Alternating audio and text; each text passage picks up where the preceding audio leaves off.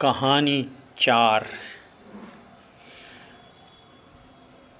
हिंदू धर्म में ऐसी मान्यता है कि जब किसी की मौत होती है तो उसे लेने के लिए यमराज आते हैं। एक शिल्पी था, वो इतनी आबेहूब मूर्तियाँ बनाता था। वो मूर्तियाँ देखकर किसी को भी ऐसा ही लग जाता था कि ये व्यक्ति सही रूप में हमारी नज़र के सामने है। तो इस तरह से बहुत सारी मूर्तियाँ उसने बना ली थी। एक दफ़े यमराज ने आकर के उसको कहा कि आज से 7वें दिन पर मैं तुमको लेकर के चला जाऊंगा, यानी कि अब तुम्हारा आयुष्य सिर्फ 7 दिन का ही बचा है। अब शिल्पी सोच में पड़ गया कि यमराज को मैं किस तरह से छेतर लूं ताकि मैं अमर बन जाऊं।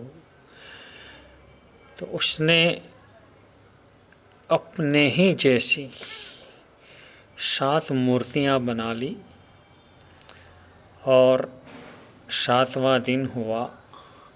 7वें दिन वो मूर्तियां जिस तरह की थी उसकी ही लाइन में, यानी कि 7 मूर्तियों की लाइन में कहीं पर भी 7 के बीच में कहीं पर भी वो भी बैठ गया। खड़ी मूर्ति थी तो खड़ा रहा, बैठी थी तो बैठा रहा। मूर्ति कैसी बनाई थी वो तो मालूम नहीं, मगर जैसे भी बनाई थी इस तरह से वो रह गया। अब यमराज आ गए। यमराज ने आकर के सोचा कि इसमें सच्चा कौन है और झूठा कौन है, मूर्ति कौन है और मूर्त यानी कि जीवित कौन है, वो मैं नहीं पहचान पाता हूँ। बहुत सोच लिया। उसमें एक ऐसा भी नियम है कि अगर यमराज किसी भी चीज़ को छू जाता है तो उसे उसको लेकर के चला जाना पड़ता है। अब बहुत सोच में पड़ गए हुए यमराज को आखिरकार एक उपाय ख्याल में आ गया और उन्होंने ये उपाय का उपयोग किया।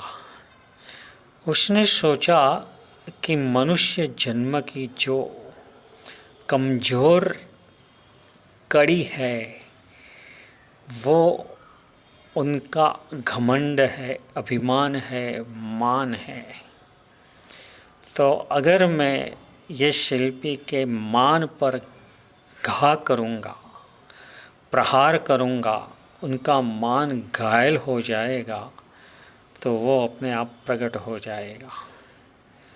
अब उपाय तो यमराज के हाथ में आ गया था और यमराज बोल उठे, मूर्तियाँ तो इतनी अच्छी बना दी है कि मैं खुद परेशान हूँ कि किसको लेकर जाऊँ और किसको नहीं।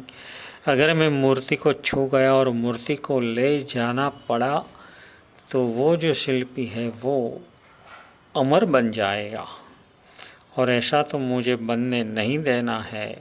ऐसा बोलते बोलते यमराज ने अब मनुष्य की कमजोरी पर एक प्रहार कर दिया। उन्होंने बोला कि इतनी अच्छी मूर्तियां बना करके भी ये शिल्पी ने एक गलती कर दी है। ये गलती की बात सुनकर शिल्पी से रहा नहीं गया और तुरंत ही बोल उठा कि कौन सी गलती, और यमराज ने कहा यही गलती, और यमराज उसे उठा करके ले गया। तो अन्य धर्म में भी आता है कि मनुष्य में मान कषाय बहुत ही ज़्यादा होता है। हमारे में तो हर रोज़ प्रतिक्रमण में सुबह शाम जो क्षमापना करने का बताया है वो इन्हीं का तो परिणाम है।